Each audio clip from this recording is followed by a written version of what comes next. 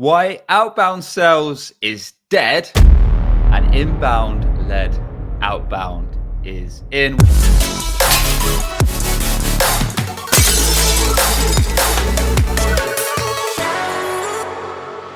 Welcome back to a fresh episode of Breaking B2B.com. I'm your host, Sam Dunning. And if you want to join thousands of legends enjoying past episodes, getting our weekday B2B marketing tips into your inbox, then why not check out the newsletter at breakingb2b.com. So excited to start today's episode. Adam Robinson, CEO over at Retention and B2B, joins me. Adam, how's it going, man? Great. Thanks for having me, Sam. No worries, dude. So we're going to be diving into why outbound is dead, as we know it.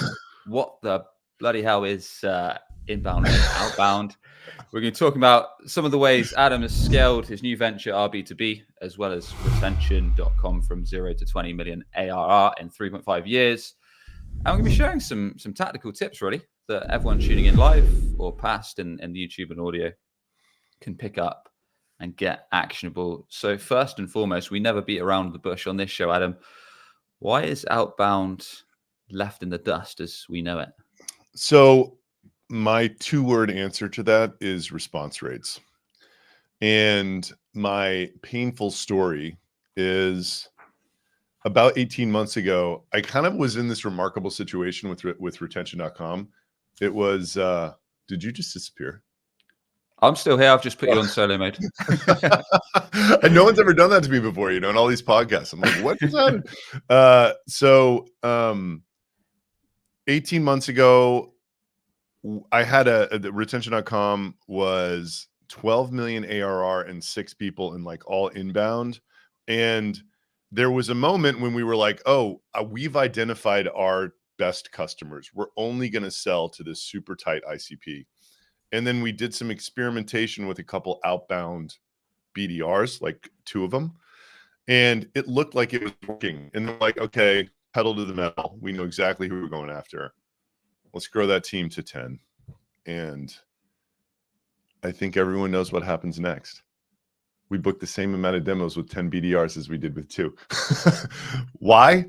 Because I wasn't smart enough to realize that the demand was being created elsewhere. And these 2 BDRs were simply just capturing stuff that we were kind of getting already. And, you need to amplify where the demand is actually being created to scale out a BDR team effectively. So, at the same time, there was a lot happening in 2023, which we all know with Saas and, sort of the ZERP era ending and people saying, don't buy stuff. And then there's this horrible thing going on, which anyone in sales or marketing also knows about, where look, like in 2024, we're going to send probably 5 times the amount of emails we sent in 2023. And in 2025, we're going to send 5 times as more, 5 times more. So even if you are the best personalized email writer in the world, it doesn't matter because there's 1,000 more emails all around the email you're trying to get through. So the odds of that personalized email getting seen are just going down every day. So I don't think that outbound is dead. I think outbound as we know it is dead. Does that make sense? Yeah. So, I mean, it sounds like your experience, basically, you had a team of sales reps, I think you said 10 outbound. And I'm guessing one of the main channels you were doing outbound was email from what you said. But you're saying phones don't work with the audience that we were going after in that market. It's like it was these very large Shopify stores, and they literally don't. They have, it's not a phone channel. You can't call them. No vendor uses the phone when they sell to them. So yeah, mostly email, trying to do some LinkedIn, but really what works. And you would call this outbound a little bit, I guess, but it's like a really targeted ABM effort to drive human beings to an in real life event, which starts a sales motion with an AE. So we don't have BDRs. We just have this field team that's bopping around trying to get people to go to games and, dinners and, we're activating around events and stuff like that. So yeah, like that will work, to the extent that you can even get the attention of the targets that you're going after. But it's network. It's like old school, you know, like the AE is like trying to figure out which of our network of affiliates and influencers knows a person at the account we're trying to get into, and they're trying to use that person to get them to a real live event. So like that's outbound, but it's not using outreach and Zoom info to just like spam people, you know? Yeah, and let's dive into that in a second. We might have some diehard outbounders tuning in. We might have some B2B tech orgs that maybe have a mix. Maybe they've got an outbound team. Maybe they've got A's that work some inbounds and do some outbound, do a bit of a mix. We'll probably have all kinds of setups and marketing and sales teams tuning in. When was it? I'm guessing this was when your retention, I think you said 2023. When was it you kind of realized that you had this team of 10, like email was kind of hit its cap and there's a better way? Like, what was that tipping point? Well, the tipping point for us was our VP sales quit. Oh, so like, you know, like we went from this tiny team into like, you know, we had an organization that looks more like kind of a Series B, you know, venture-backed B2B startup, right? And it went from a period of euphoria to, oh my God, this isn't doing what we think it's doing, and the VP sales quitting, and then me being like, okay, we can either replace this guy and keep the same amount of people, but I don't even think this is working anyway. If we just dramatically reduce the size of the team and went back to more of kind of like a less predictable revenue style org, and more of what I just described to you, like a tiny inside team and like a larger field team. I just thought that or in partnerships and stuff like that. I thought that would make much more sense for us, and it turned out that it did. Like, so yeah, we shrunk the inside sales team dramatically and sort of kept everything else the same, and the pipeline increased, cultural benefits and stuff like that. But I want to say one more thing about response rates. So I don't think anybody denies that they've gone down by 50% over the last 2 years. That's just happened. My question for everyone who's holding on to this idea that the motion that we know and love is probably there forever if you're good enough at it, what do we think is going to happen to response rates over the next 2 years? And then the 2 years after that?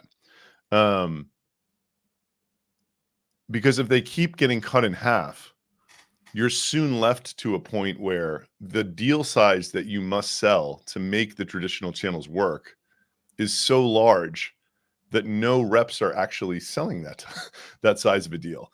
So that's kind of like I mean, to counter that a bit, hasn't outbound always been in B2B mindset, the B2B sphere? You've always had to have a decent ticket size to warrant having a sales team, really, to warrant having folks hunting outbound. Like that, it's expensive to hire outbound sales reps.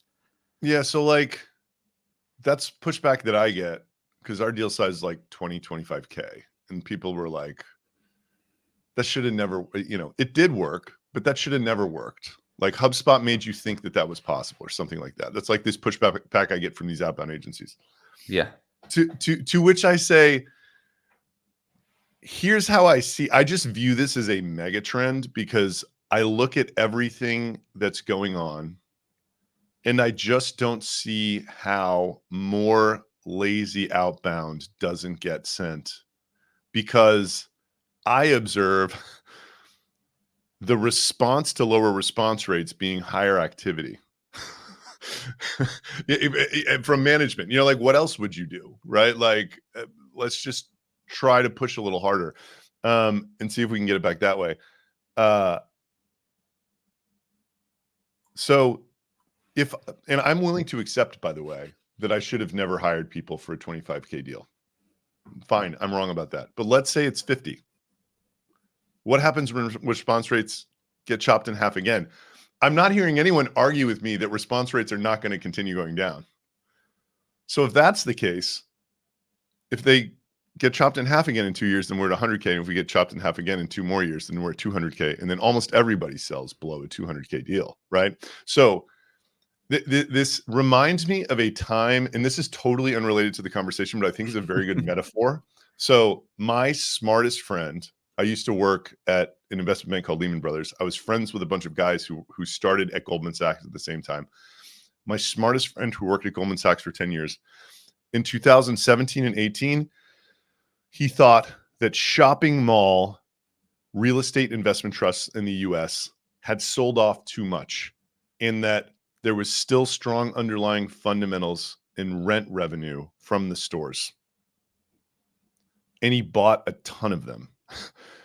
And, the argument, it's like, why are they getting killed so bad? It's like, well, because Amazon, right? And it's like, well, Amazon, whatever, it's overdone. That was the argument, that it's overdone. Fast forward 6 years, every single one of them is bankrupt because it was a mega trend, like, and there's dead cat bounces along the way, right? Like, you can sit there and be like, it's like, yes, I'm willing to concede that at this moment, you can still do outbound the exact same way you could 18 months ago for a 100K deal, but nothing has changed. But like, I'm warning you, it's very obvious to me that the mega trend is that you will have less and less people doing that every quarter, right? There's just no other possible way for it to go. Like, and I'm talking about like the just, best practices, LinkedIn Connect, email sequence, phone call, whatever. Like, I don't see how that becomes less effective as automation tools and AI make sending more of that, pushing more of that out substantially easier and better, right? So yeah, that I would love to hear the argument against it, right? Like, and by the way, I'm not like, I do believe that this outbound that I described that we do at retention.com is actually outbound, but like, there's a ton of people still doing that other thing that I just said, right? It is. I mean, and you're not directly saying it's dead, despite our clickbait title. I mean, you're saying it. No, but basically, clickbait's a necessary evil. no, like sales is super important, right? Like in generating types of, if your TAM is small and you need a super high penetration, somehow making human yeah. Right? It's just exactly. the way that you do that is not going to be the outbound thing was just low-hanging fruit, and it just doesn't exist anymore. You can't just put a bunch of people in a room and use these tools and expect that it's just harder and more expensive, Yeah, I think that's it. I think what annoys me, I guess, Adam, because I've been doing this podcast thing for 4+ years, is when kind of marketers go on shows and you're not doing this, and they just say with a blank slate, like I've heard on so many B2B tech shows, like outbound's out the window, like cold email doesn't work, cold calling doesn't work. And you, like what we've just talked about, that is it does, but the response rate's going down, it's getting tougher. You have to broaden your go-to-market strategy, right? Which I think is what you're getting at, and what we're going to get at into a sec when we chat about inbound-led outbound. But I think you've kind of been there and done it. Like you've scaled retention to 0 to 20 million ARR. You've got decent insight into what does and doesn't working. So that's why I've got you on to get your thoughts. But yeah, it's always good to get kind of hands-on inside info from founders like yourself from what is actually working when it comes to kind of driving leads, driving business. So with that, inbound-led outbound, what's the snapshot summary for anyone who's thinking, what is this? Yeah, this is my effort at coining a term, by the way. So kind of it's really interesting how this all evolved, and I'll spare you the whole story, but like the short story was more or less like my COO's name is Santosh Sharan, and retention.com, we sell only to e-commerce stores. And what the tech does, the core technology, which powers a bunch of workflows, is it identifies people on the e-commerce store's website down to the person, and we resolve it to a deliverable email address, and then it helps them do a lot of stuff like abandoned carts and like whatever else for people that don't fill out forms. So I have a CEO that's a B2B data guy, and the whole time we were scaling up that company, he's like, we need to sell this to B2B. There's company level ID that's ubiquitous. No one's doing the person level. The leads are, he's like, if this works for someone selling $100 pair of shoes, it's going to work for someone selling $50,000 software, period. Right? There is so much room margin for error. Like it will work. So, you know, I was very reluctant to do it before our ecom business was stable enough to sort of take my attention away from it. But it came to time to where it was. And then, you know, with this kind of PTSD from this experience in 2023, it's like, you know, the original thought was like, let's try to start with the lowest churn buyer persona possible. You know, my content had been working really well in the B2B audience, despite not having a product, because I was just talking about my own pain. And that seems to resonate deeply because no one else is talking about their pain right now. And like 2023 was a pretty traumatic year for everybody that like wasn't in AI. So the way that, in my opinion, you would start with the lower churn buyer persona is like, okay, you can't normally do that, but like I have a brand with these people because they've been reading my stuff. So we'll start trying to do a sales-led mid-market effort. But that's kind of like, I'm sitting there thinking about it well, there's two reasons. One, like, well, two problems I had with it. One was like, this is exactly what I just tried to do and failed at. So like, while I'm probably a little bit ahead on the awareness front and you know, goes that down to the like demand creation, demand capture thing, like the demand creation is probably there for me. It just made me feel like I just do the same thing again. You know what I mean? And then be really mad at myself because I believed that it wouldn't work when I started, you know? And then this other crazy thing happened. I was like, the content started working. Like if you look at my LinkedIn followers, I was trying to build a LinkedIn audience aimed at this e-commerce ecosystem for 12 months. Then there was a week where I was like, before I even decided to have a B2B product, it's like, I'm going to actually write 2 B2B SaaS revenue leaders and see what happens. It took me 12 months to get 20,000 followers. It took 1 week to jump from 20 to 40. And the slope, there was like a step function gap up, and the slope of the line increased from here to here, and it's still here. So is that because these ecom folks just aren't hanging out on LinkedIn, or is that because the content didn't? I think there's two reasons, and they're both equally responsible for the increase in because like I didn't get any more audacious with my content. I was posting outrageous stuff even to the ecom audience that no one else would write. Number one was what you said. Revenue leaders live on LinkedIn. E-commerce people do not. They're more on Twitter. Number two is I am not an e-commerce person. So like, why would these guys read my stuff? Right? Like they're going to read the guy who's got the 300 million revenue e-commerce business that's posting on Twitter every day.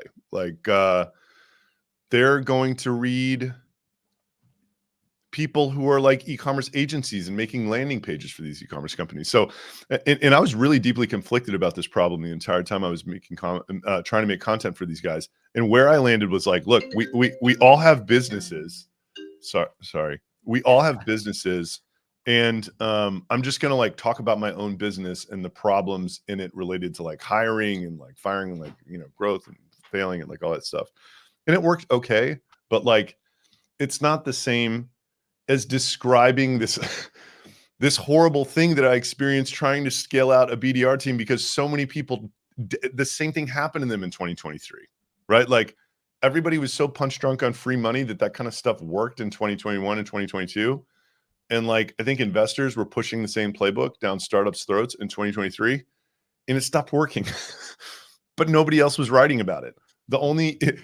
You would find out about people shrinking their sales staffs and letting go of BDRs or whatever, just through the grapevine, but nobody's sitting there writing on LinkedIn. This is what I thought. This is what I did. This is what happened. And it completely blew up in my face and my VP sales quit. And I shrunk my sales team from 21 to 5 and we sped up. Right. So like all of those reasons combined made it take off. So, gotcha. So then I'm sitting there with like this, and it just kept compounding. It kept getting stronger and stronger. So I'm sitting there with this, like, what I perceive is an incredible megaphone. And I hadn't gone to a live event in this ecosystem yet, but I was like, man, I bet when I go to like this follower account's growing, the quality of the commenters, it's just exceptional. And the depth of the comments for the most part are amazing too. Like, you know, some people are playing kind of a different game on LinkedIn where they're just trying to get a ton of followers, and they like use engagement circles, and like, you know, there's a lot of AI comments and stuff like that. I mean, I look at my commenters and I look at what they're saying, and I just am dumbfounded by the time and the thought people are putting into it. The whole thing to me is amazing right now. I'm still in a honeymoon phase with it, but I just can't believe how powerful it is. So I'm like, okay, I don't even really believe, maybe it'll work this year for a 30 to 50K ACV deal. I don't think it's going to work next year. And it's definitely not going to work the year after that. So why would I start trying to build that sales model? Furthermore, I have this megaphone, which is like scale in mass market in viral. If I had a core offer on the other side that was also scale, mass market, and viral, those two would work together, I think. Okay. And kind of like play off of each other, right? So, and I really do believe that, like if you think about what organic social content specifically on LinkedIn is doing, like you post something that is very compelling, and the level of concentration somebody has when they're reading through it is a level of concentration that has never, ever been given to an ad or a cold email or cold call. You know what I mean? So like you're just warming this market up in a way that is unbelievable. And in a world where you can't really poke anybody over in a way with it's not like in the real world kind of, or like, you know, whatever, like my view with the free thing was like, look, I could either pay salespeople, charge the customer, and then kind of plow that back in and pay the salespeople again. Or I could just flatten it out, make it free, and it distributes on its own, you know, which was kind of my attitude. So I think that this is really a future-proofed way of doing it, because I deeply believe that like being the most authentic possible, you know, call it a journeyman or whatever on LinkedIn, that's something, if I can be more authentic than anyone else, I think that in the world that we live in, that's going to get even more traction than ever before. Do you think, and we'll get into kind of our B2B and how the tool works and kind of why you started to do a free trial motion as the PLG sign up in a sec. But do you think that was why, like you touched on the two reasons that you shifted from an e-com audience to B2B SaaS founders, and you started sharing kind of raw content that not many founders share? Like you had a terrible issues in 2023 with kind of going hard on outbound, having to fire a bunch of people, VP of sales quitting. Do you think that was kind of the main reason it took off? Because most folks on LinkedIn are scared to share the brutal truth, and that was half the reason? Or do you think there's several other elements that went on in the background that led to that success and that kind of rapid following growing? I think that if you're like, why is Adam's content working so well? So I have a LinkedIn coach. His name's 𝗥𝗲𝗍. He works with 10 B2B SaaS founders. He's awesome. He's super expensive. He's got a very long wait list, but you can hit him up. He does not write, but he helps with ideas, and he makes the post perfect, and he manages a calendar and like whatever else. So if Alec wrote the exact same words that I wrote, it would not have taken off, because he's not, his position in the world is not, it does not offer the perspective that mine does, right? He's not a SaaS founder who had a VP sales quit on him, that, you know what I mean? So, I think there's a combination of a lot of things going on that kind of like put me in this incredibly serendipitous position to be this radically transparent and have it resonate in the way that it does. Like my perspective and my willingness to share and my commitment to building in public and the fact that I really don't give a shit. You know, like it all works, right? Like I'm writing stuff that like nobody in their right mind who had 60 employees would write about their own business. But like the reason that I write it is because 5 years ago, I had been stuck at 3 million ARR for 4 years and I was dying for content like this. Like I wanted to know what other people were struggling with, what they were trying. Like I wanted to know like why somebody like me would do something. You know, like 5 years ago, I would have never done what I'm doing with this go-to-market strategy. I would have looked at me. I would have been like, A, how long does that guy spend making this content? B, why the fuck is he doing it? Right? Like, doesn't he have a job? Right? Isn't he the CEO of 2 startups?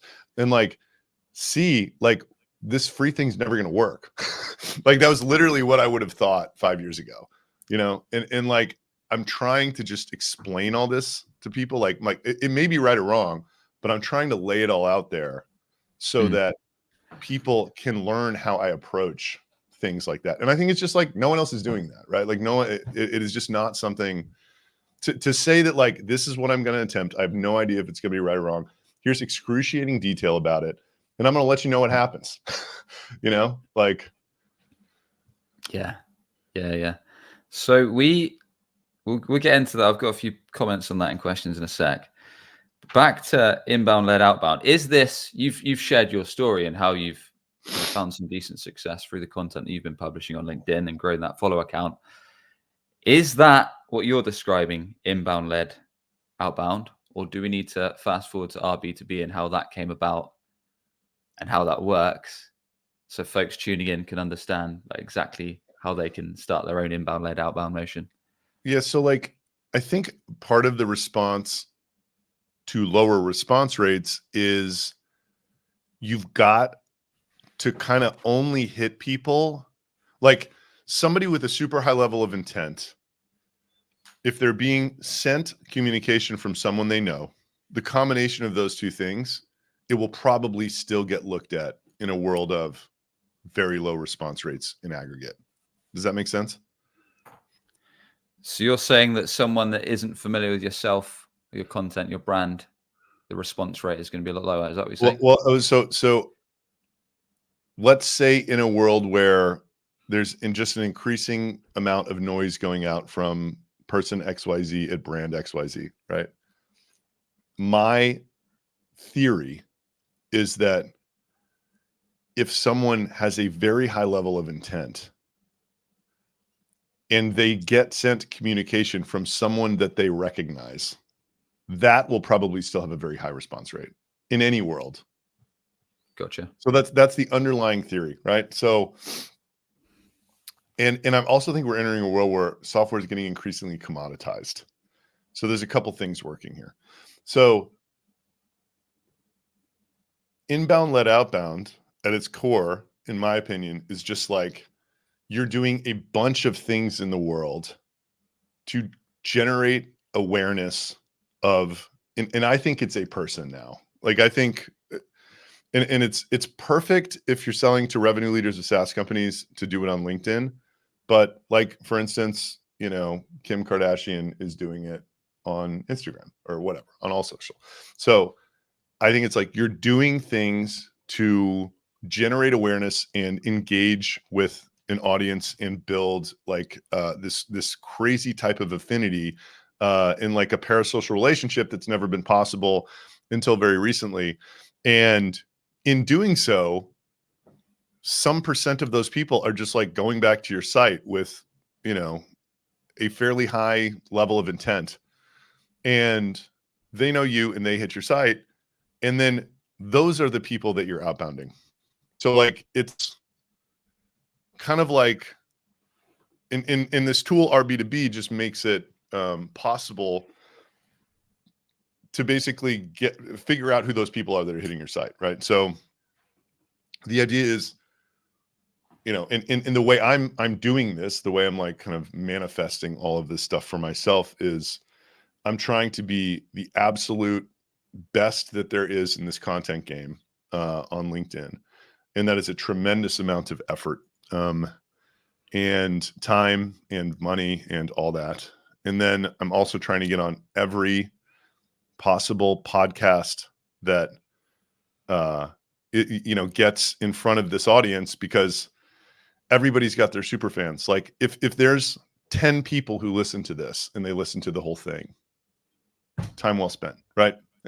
If there's 10 people who listen to this whole thing and they don't go to rb2b.com, like I would be surprised, you know, if you make it all the way through this thing. So, so yeah, that's kind of the idea. And then, you know, it's just kind of like, it's not super revolutionary as I sit here and think about it, but I just think it's like, it's somewhat novel because,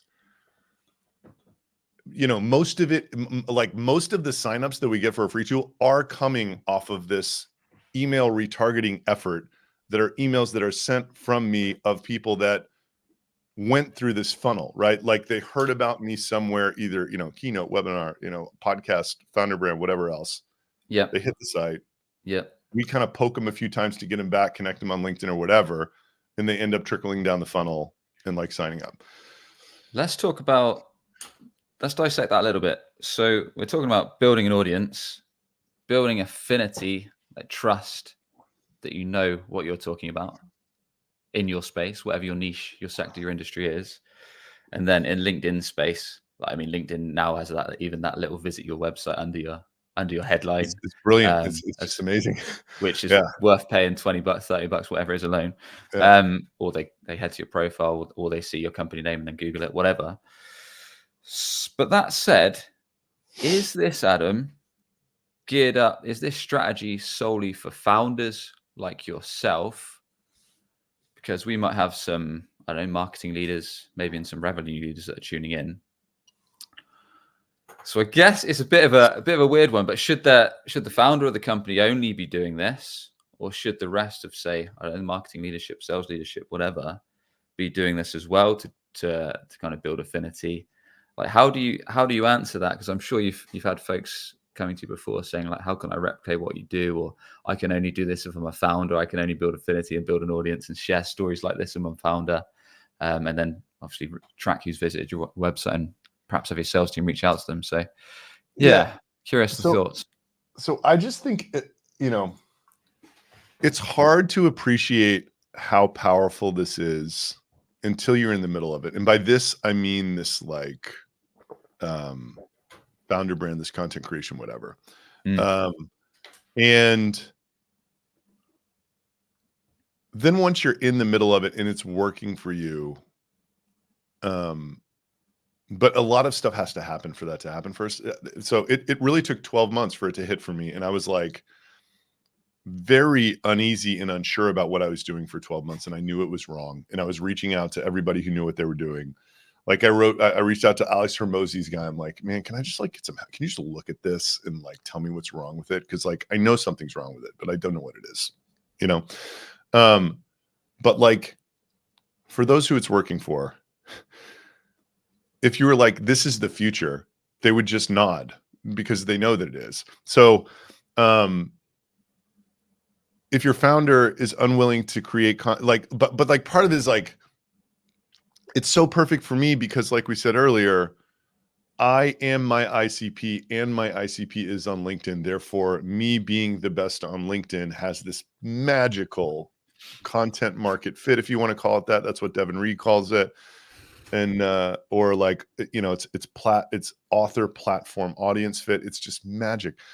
But like what I would say is like, I don't know. The only reason I know about 𝗥𝗲𝗍 is because Devin Reed works there.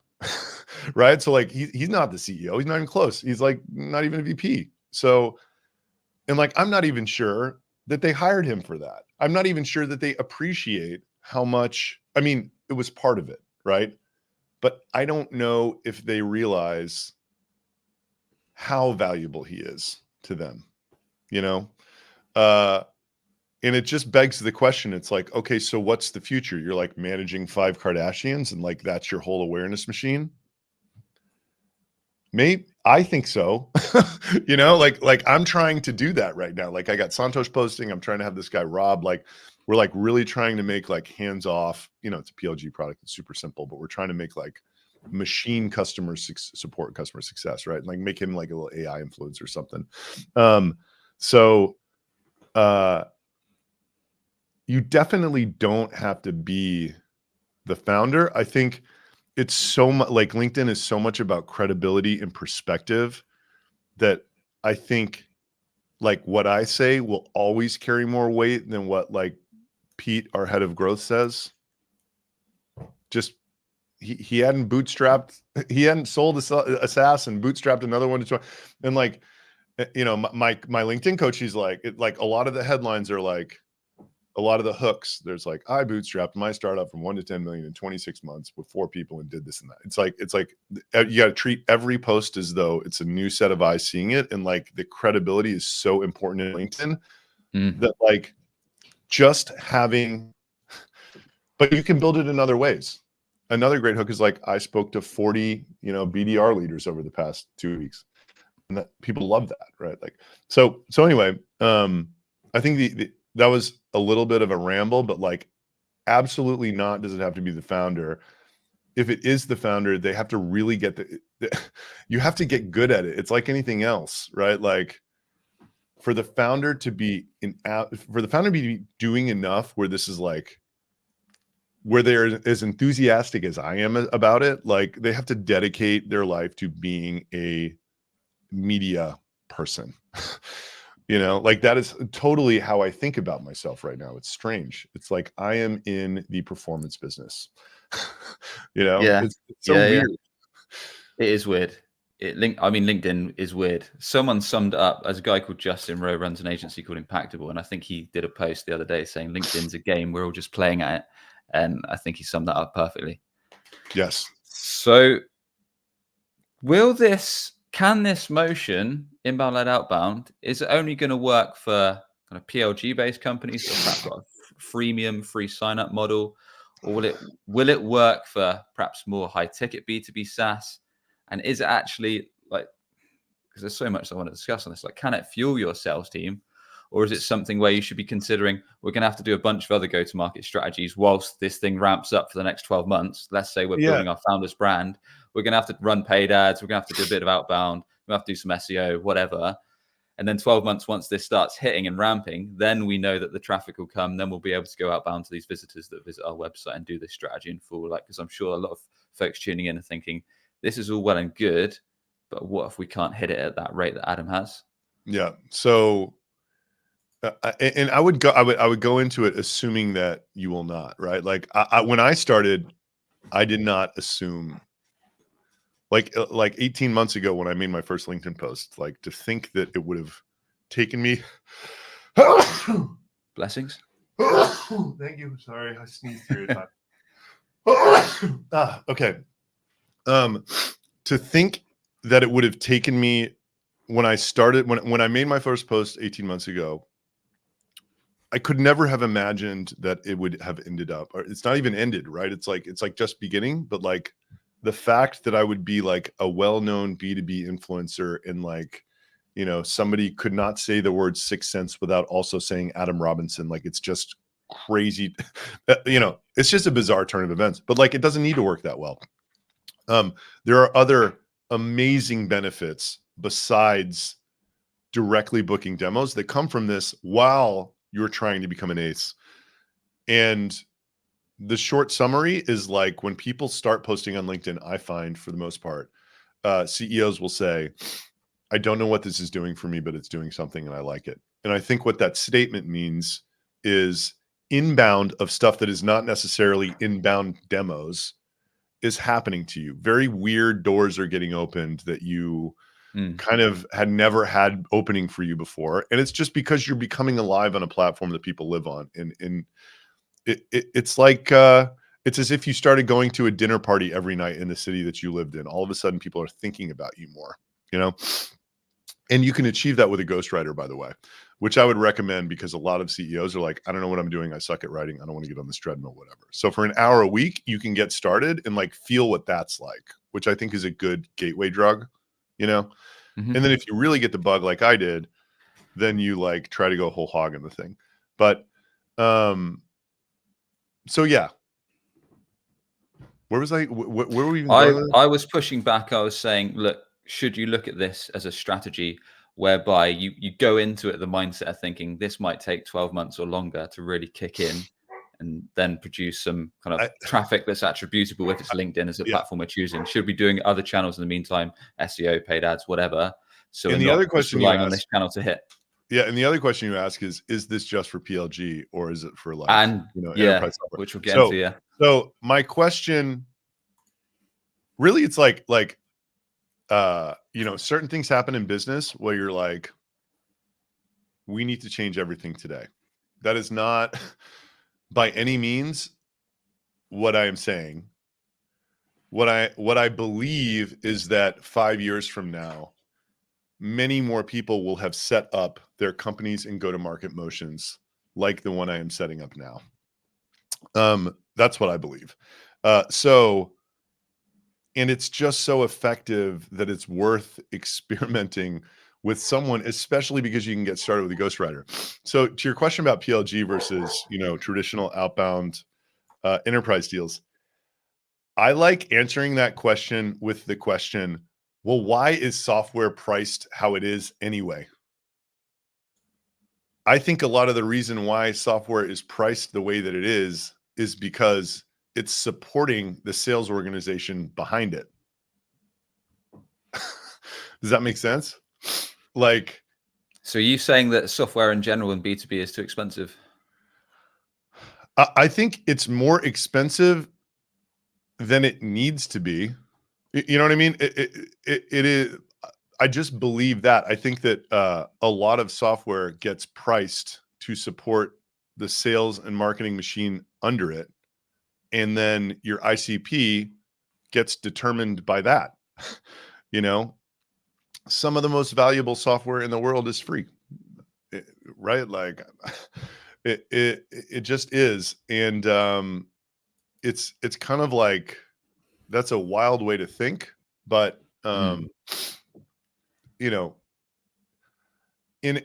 if what these people were doing that are expensive to the point where you need to price the software at a certain point to support that, if those tasks that they were executing are no longer effective, my question is, do more people approach it like me? Like I told you in the beginning, it's like, we could have definitely gone off after a segment of the market that for our product would definitely pay 30 to 50K a year for it. Like, there's no question about it, right? It's like, it is better than the reverse IP lookup tech that is ubiquitous and people are paying that much for.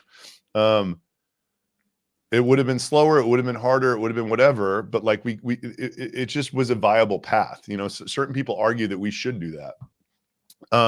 Instead, because of how the world's changing, in this new way of like organic social media that I have for myself, you know, we're kind of going bottoms up, right? Like, and we do have enterprise deals that are showing up at our door. What that we are not outbounding at all. Like, we have, you know, Rippling, MongoDB, like these like real, you know, we have like 6 or 7, and it's been 10 weeks, and we have 6 or 7 people, like 2 of which we've made it through legal, but they have like, you know, over 1,000 employees that are coming in from a crappy website in a free product, and, you know, this crazy awareness I've generated. So, and we'll see how it goes, but yeah, I mean, I understand that certain software is unbelievably complex, but my question is, if like it, you know, if this is working really well, is there a funnel that starts with free that is just a small part of it that like leads to a land and expand that can survive in a world where response rates are headed towards zero, right? Yeah. And I think you'll start to see that, right? So, and it's just like the sales muscle gets distributed elsewhere. Like, of course, you're going to have human beings guiding people through, you know, a 12-month integration or whatever a $1 million contract is. I don't know. So is that why you started with a free tool, because you thought it was kind of lowest barrier to entry? And do you feel if you'd have started it with it paid, it wouldn't have seen the kind of success in allowing people to get their hands on the product, and bearing in mind the traffic's coming from LinkedIn as opposed to, I don't know, somewhere else? Like, did that play on it as well? So the thing about LinkedIn that I think is so phenomenal is it is 100% of where our traffic's coming from. And we've had, I don't know, like maybe 6,500 businesses in 10 weeks sign up for this. 78% of them have collected at least one contact. That means they got a JavaScript on their website successfully on a free offer, which PLG people tell me is insane. It's usually like, you know, 35% is a really good rate. I attribute that entirely to the fact that 100% of our traffic is coming from LinkedIn in this super, super targeted audience that we've built up talking about the problems related to this audience. So that's a really interesting thing. God, what was the second half of your question, man? Sorry, I woke up late today. No worries. So I was asking kind of what made you try it, build it out as a free tool? Was it to reduce friction? And my first startup was in the email newsletter, email marketing space. And there was a company called MailChimp. And they small one, yeah. Yeah, they just like, I mean, they were small when I started following them. It was like there was a company, Constant Contact, that was public. And at the time they went public, they had 100 million of revenue in 2019. MailChimp had 2 million. And MailChimp created a self-serve product that was free for 80 or 85% of the world. They didn't even know that it could ever be paid. And within 4 years, with one engineer, they were like 100 million ARR. And they weren't public about their information, but like they put out a yearly report, and like it was just dumbfounding the amount of customers and emails they were sending out and all this stuff, you know? So I was always very captivated by that. And I read a bunch of books about pricing, and there's like, really, we're very irrational about free. Like, so we've had 6,500 or so companies sign up. I think if we were charging $1, we might have had 500 companies sign up. I literally think it'd be a 90% drop. They've done these psych experiments where it's like, you know, it's like a free low quality piece of chocolate and like the highest quality piece of chocolate in the world for like $1. People will take the free one. You know, like I need to get a pricing expert on this show. It's a topic we haven't covered, and it is so interesting. And it's like when you try and go up to folks on the street and you offer them something, and it could be like, I don't know, $10,000 jewelry, but because you're offering it free, they think there's a catch. Like they think that you could come after them and then try and take something from them, or make them go to your shop or sign them up for something. So we have so much reservations when things are free. So there's so much psychology behind it. Yeah, there is that side of it also. But yeah, I think in software, we're so used to getting free software that it's a little bit less of that, you know. And by the way, like part of the reason the free works so well is because I've built so much trust in this LinkedIn audience, and it's 100% of the source of signups. And by the way, it's kind of like a dodgy thing that we do too. It's like, you know, and that's another reason I'm going so hard. I wanted to get into that. I don't know if we have time today, but we'll see. Yeah. I mean, it's just gray area. I mean, there's total white hat. There's complete black hat. Like ours is like somewhere in the middle. It's like, you know, not illegal in the US. It is in Europe, but it's not in the US. But it's like not, you know, it's not really in this. You're not supposed to identify people who don't want to be identified on websites. You're not supposed to identify their company either, but like, that's okay for people, right? Like, but it's just, you know, it's this gray area technology. So like my whole attitude has been, how do I become the most trusted brand? And I think in this case, it's a person. How do I become the most trusted brand in an untrustworthy space, right? Data in general, super untrustworthy space. Quick one, because I realize I haven't covered it. For anyone that does want to do this method after tuning in, so they want to kind of take the traffic that's coming to their website and identify it, is there like a best practice that you think is the most effective? So let's say we are B2B, because most folks are either B2B tech or B2B service kind of revenue or marketing leaders that will tune in. So from that perspective, what's the best way? You identify someone from the website, you've got to be in the US because that's the only way it's working right now.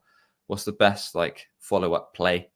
So one thing I will say, it's US traffic. So you can be in Europe and it's a US technology that only fires in the US and US data subjects. So the GDPR does not apply to it, even if you're in Europe. And the super legal nerds will be like, well, there's one like very long tail caveat, and I will concede that. But the edge case that they're talking about, the odds that will get, Europe is not seeking to regulate US data subjects, period.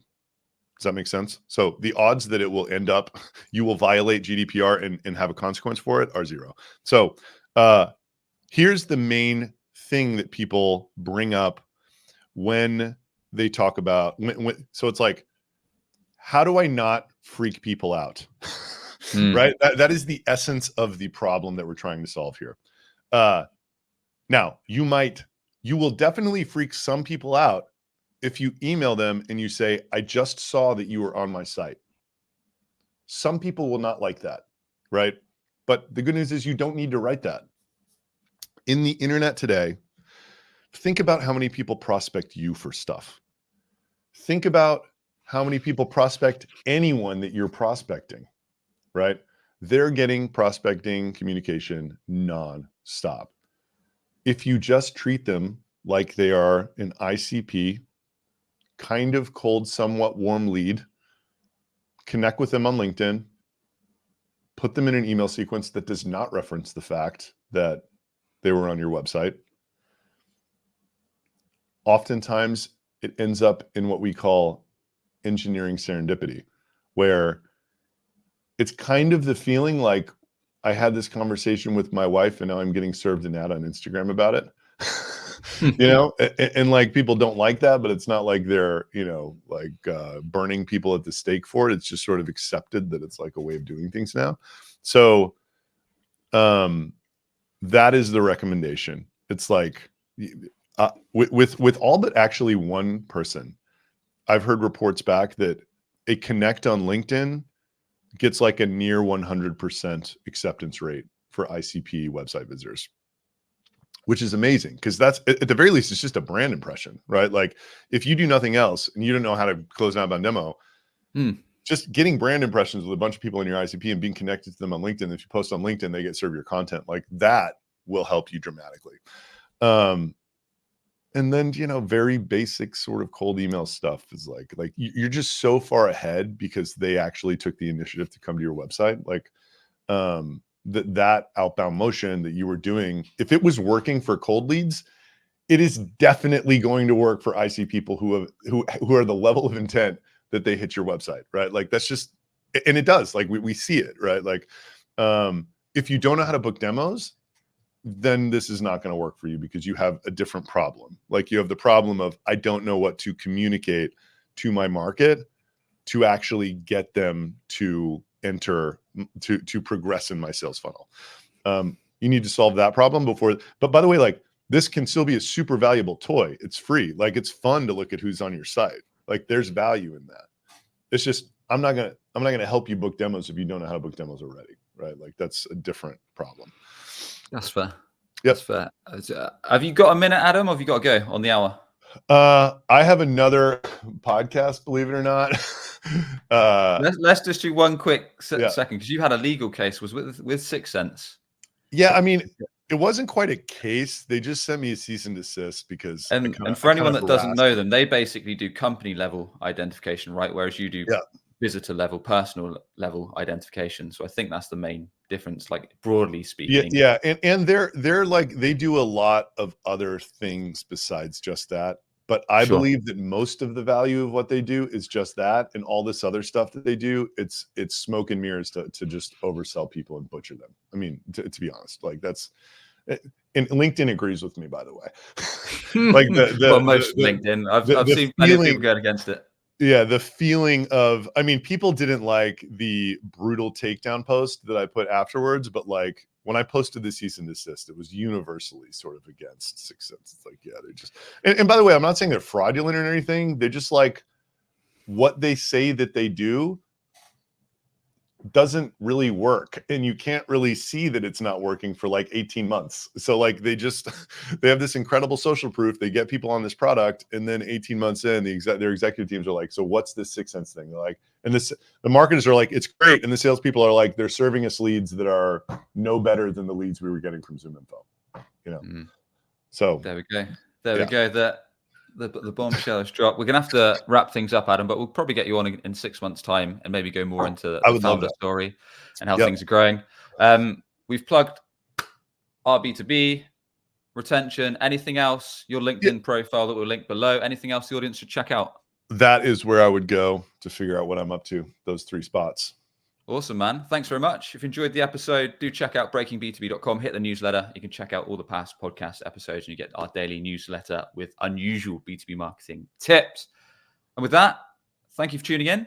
We'll catch you on the next one for more no BS actionable B2B marketing tips. Thanks, everybody. Take care. Rock on.